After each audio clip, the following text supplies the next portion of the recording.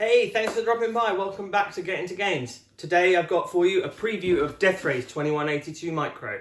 Let's get to the video.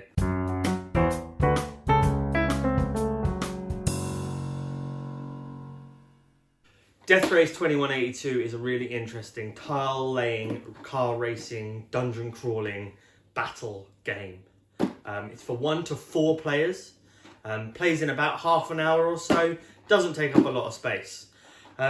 It's really interesting, this one. This one originally was released as a tiny mint tin game, but the guys from Good Day Games, who are kindly sponsoring this video by sending me a review copy, have decided to release a larger, deluxeified version.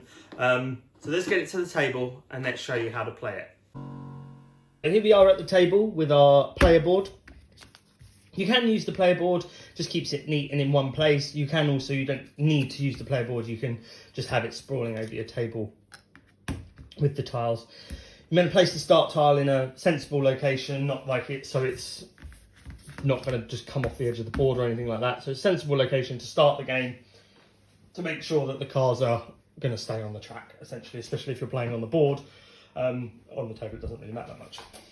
Each player is then going to be given their randomly selected character. So their randomly selected character, mine one was yellow for this example. You get a little clip that you can clip onto your card. This across here is the health. This here is some special powers that your character has.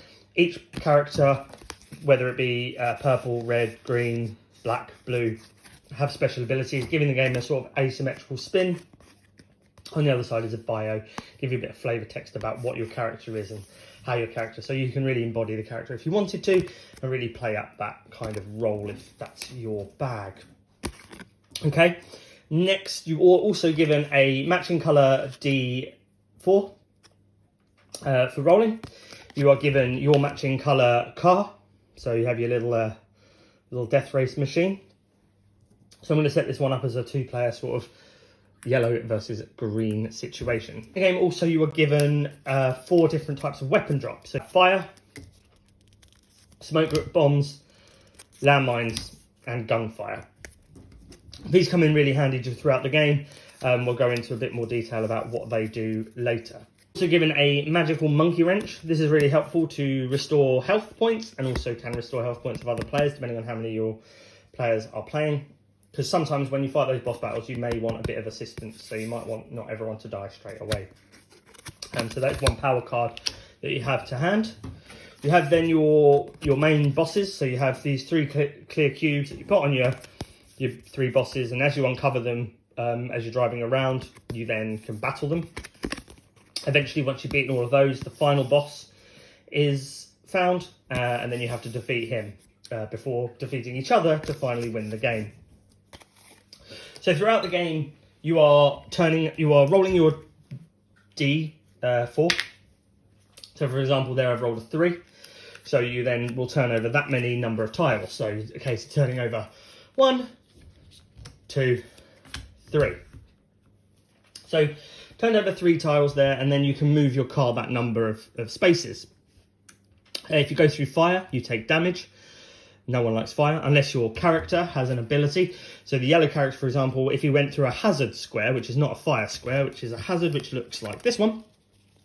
If you went through, let's just swap that one out. If you go through a hazard square, normally you would take damage, however, or you'd roll the dice to take damage. However, with this yellow character, he ignores the hazard. Fire, however, he doesn't. There are characters that ignore the fire, that kind of thing. So they have their, as I said, their asymmetrical abilities. And if you land on one of these Route 82 signs, they are part of the event deck. So you will then draw up from the event deck. So this is the event deck, and then you'll get varying events that will either be bad for you or they could be good for you. So depending on what one you turn over at the time, that's all completely random, shuffled before the start of the game and set to one side. Then the next player will have their turn, so they'll add some more. So we've just uncovered a boss. And then we'll add some more road in. So you keep on just adding road. So say the other person scored a 4, so they'll just add 4 pieces of track onto the board, and then that person can move. Now, if they want to, they can obviously go and fight that battle. When they're in that battle, they cannot come off of that until the boss is defeated or you're defeated. However, what they could also do is come that way and then have a battle with the other players. So with this battle, we'd have a little battle together. Rolling dice, see who causes who the most damage, etc. If you drive past, you then have a drive-by where you cause the other person damage because you just shot at them while you're there. You can also, as you're driving up the road, you could drop either something like a landmine or you could drop fire. Now, that is if another player lands on that, or drives through that space, they essentially blow up, causing them some sort of damage there as well. Fire does the same sort of thing. Once you've played these, they last one turn and then they go off and go into the main supply.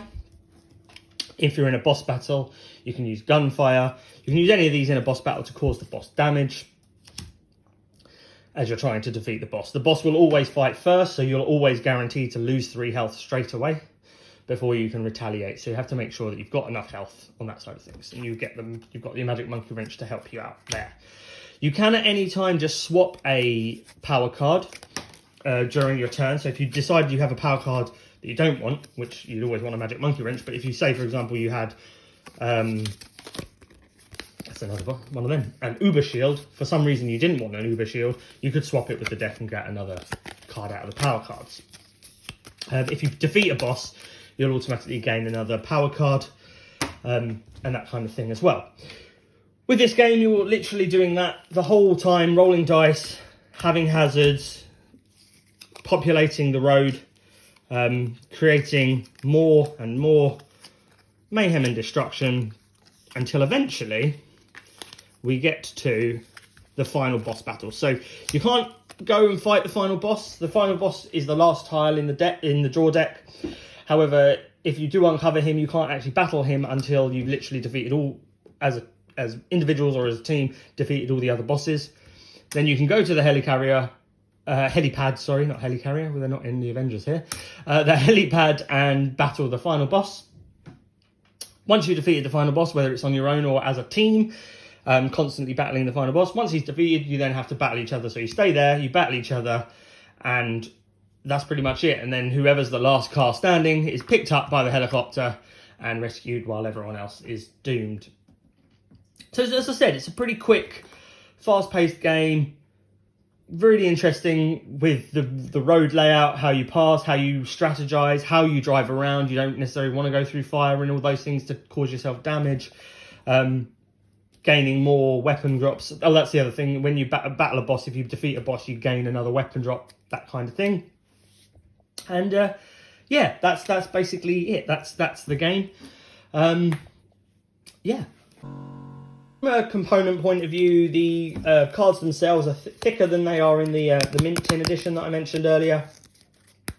So they're a bit more sturdy. Even the play cards, the power cards, that kind of thing. Nice quality cards, easy to read, easy to understand. There's quite a lot of text on the cards. The important bit is this bit down here of what the effect is, but it's quite interesting to have a bit of flavour text. There's quite a lot of flavour text in the game to just give you a bit more character detail and a bit more depth to the game, which is nice. Again, power cards, same sort of quality. These tokens, pretty cool. The little cardboard tokens for your weapon drops. Again, good quality cardboard pop-outs. Decent dice, it's a dice. The cards are pretty cool. Nice painted up minis. You can, with the mint tin version, you essentially just have cubes as pretending to be the cards. So with these, you've got nice little painted up minis that you get in the box itself, which are pretty nice. Yeah, the board's nice. As I said before, you don't necessarily need to use the board all the time, but it's quite small. It's quite a good size to keep the cards on and keep everything together. So yeah, production-wise, it's pretty well done. Everything is pretty good about that.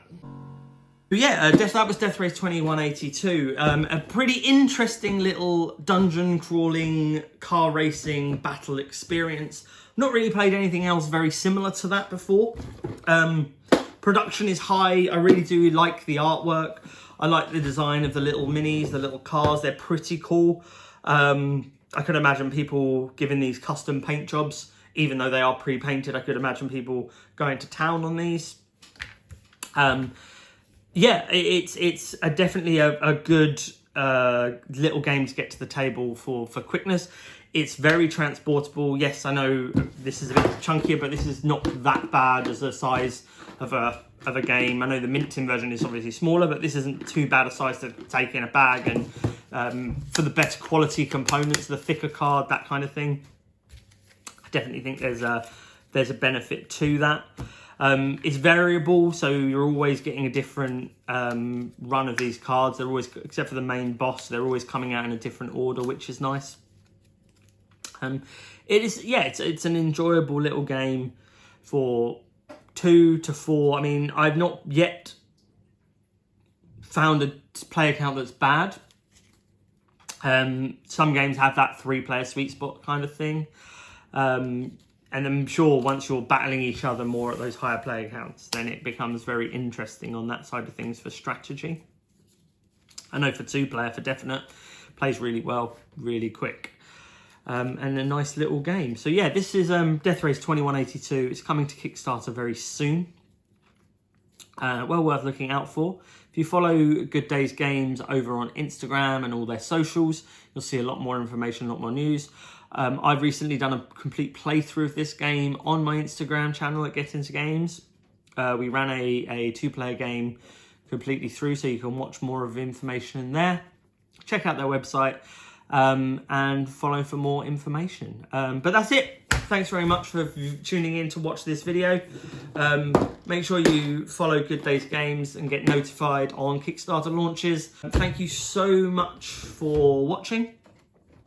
Give the Good Days Games guys a follow over on Instagram. Check them out. Follow me on Get Into Games with more information and a complete playthrough as mentioned. Over there. Yeah, thanks so much for watching. Have a great day, and I'll see you on the next one.